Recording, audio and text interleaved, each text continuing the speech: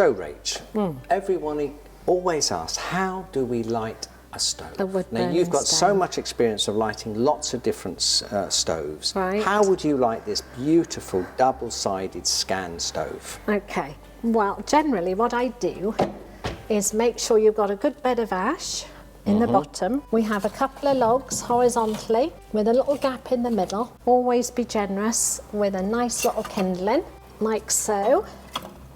And then what we do is just drop an organic firelighter in.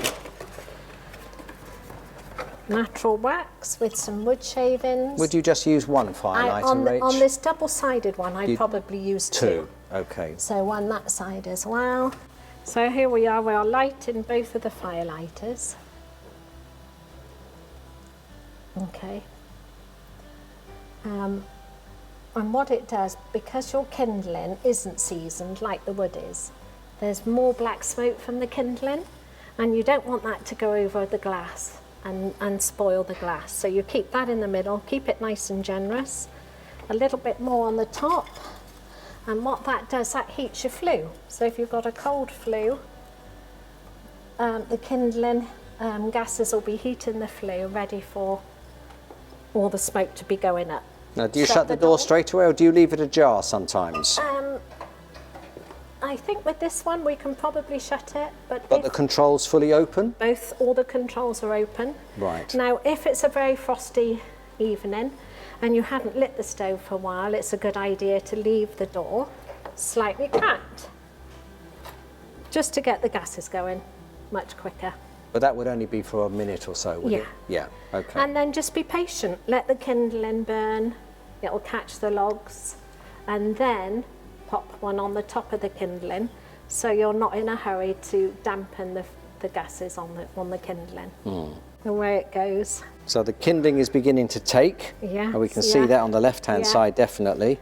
You don't need to clatter the ash bed with paper or cardboard, because that can actually, on a windy day, the paper debris can go up and even block the cowl at the top if it's a lot of it. Yes. So just be patient.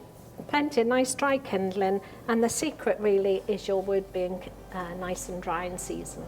So how long would you have it, our maximum open on those controls? How long do you reckon it would be before you actually choked it down a little bit?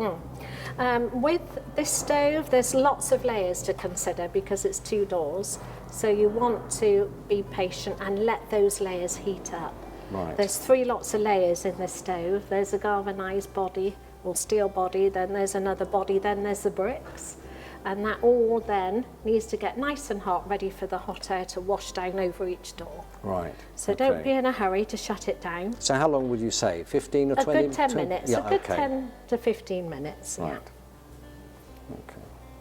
And with most of the stoves, it's the same principle.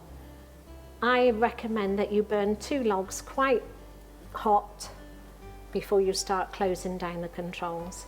Then when it's nice and hot and burning well, you can knock down the primary air, which is the bottom air, that's the cold air, knock that right off and just use your top secondary air. Okay, so that's sort of purring away nicely. You can pop off and make a cup of coffee and then come back when the 2 logs are burning, ready to feed it again. Well, let's go and have a cup of coffee then.